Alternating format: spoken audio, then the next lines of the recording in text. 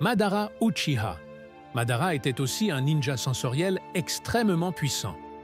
La plupart des gens se concentrent sur ses techniques de ninjutsu spectaculaires, donc ses capacités sensorielles ne reçoivent pas beaucoup d'attention.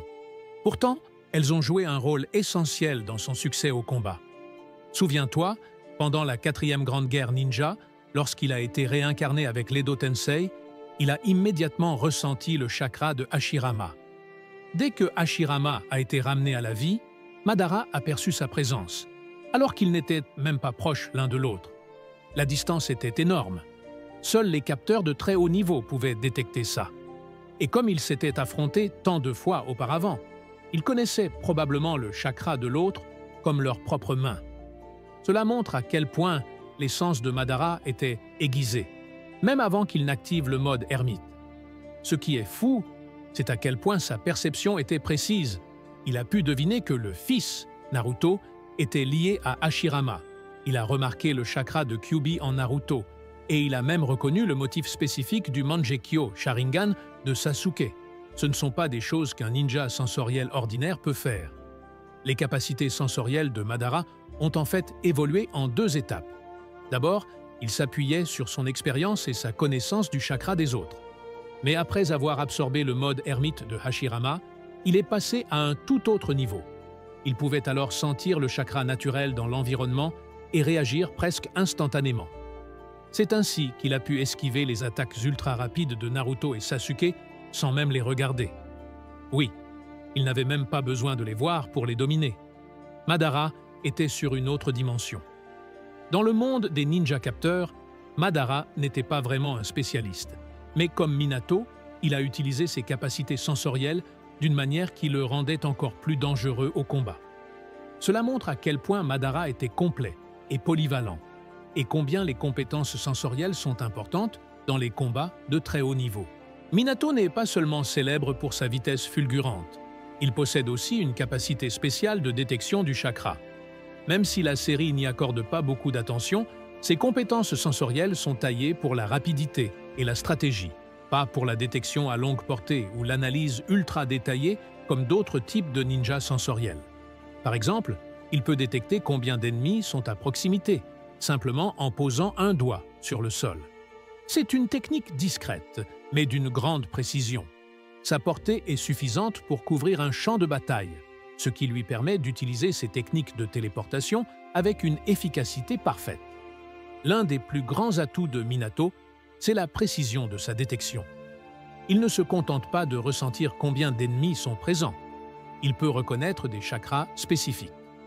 Par exemple, lorsqu'il a été ramené à la vie avec l'Edo Tensei et que Sasuke parlait au premier Hokage, Minato a ressenti le chakra de Naruto à distance et a même compris que son fils avait maîtrisé le pouvoir de Kyuubi. Ce qui impressionne vraiment, c'est la vitesse à laquelle il peut ressentir les choses. C'est presque instantané, comme si c'était intégré à son être. Et quand ton style de combat repose sur la vitesse, tu dois savoir exactement où se trouvent tes cibles et combien d'ennemis t'entourent pour frapper ou esquiver avec un timing parfait. Minato utilise cette capacité avec une efficacité redoutable en combat. Il a vaincu à lui seul 1000 ennemis et renversé le cours de la 3e Grande Guerre ninja alors qu'il n'était encore qu'un jonin. C'est complètement fou. Ses capacités sensorielles s'améliorent encore lorsqu'il active le mode ermite. Mais honnêtement, il ne l'utilise pas souvent au combat, car Rasengan, Kunai et Iraishin, le dieu du tonnerre volant, sont généralement plus que suffisants pour dominer ses adversaires. Mu. Quand on parle des plus grands ninjas sensoriels dans le monde de Naruto, on ne peut pas passer à côté de Mu, le 2e Tsuchikage du village de la Roche, Iwagakure. Mu était capable de détecter le chakra à des kilomètres de distance. Mais ce n'est pas tout. Ses capacités sensorielles étaient extrêmement précises et fines. Imagine pouvoir non seulement localiser quelqu'un, mais aussi deviner sa lignée sanguine, voir son origine ethnique, rien qu'en ressentant son chakra. Mu pouvait faire exactement ça. Un exemple clair, il a immédiatement senti le lien entre Gaara et son père Rasa sans même les voir, simplement en lisant leur chakra. Ce niveau de précision le place parmi les meilleurs capteurs de l'histoire. La plupart des ninjas sensoriels s'arrêtent à la détection et à l'analyse.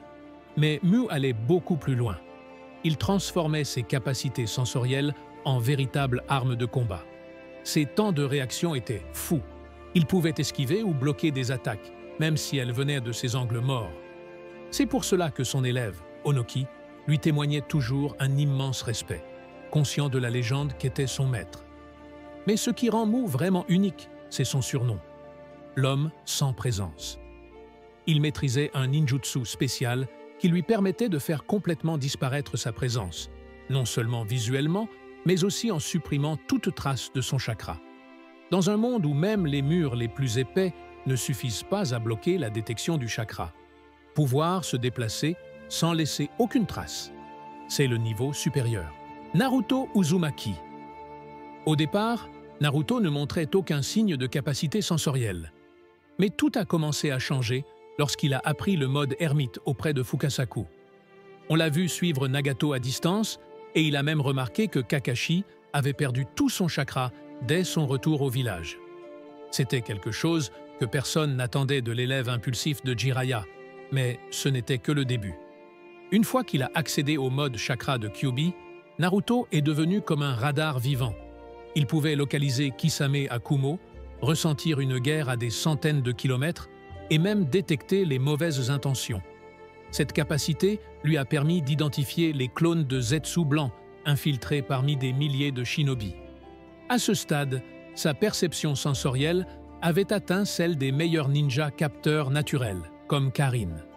Mais le summum de ses capacités sensorielles est arrivé avec le mode ermite des 6 chemins. Dans cette forme, les sens de Naruto ont atteint un niveau inimaginable. Il pouvait détecter des choses dans d'autres dimensions, comme les clones de Limbo de Madara, ce qu'aucun autre ninja sensoriel ne pouvait faire, à part Sasuke grâce à son Rinnegan. Voilà, c'est tout pour aujourd'hui. Merci d'avoir regardé, et on se retrouve la prochaine fois.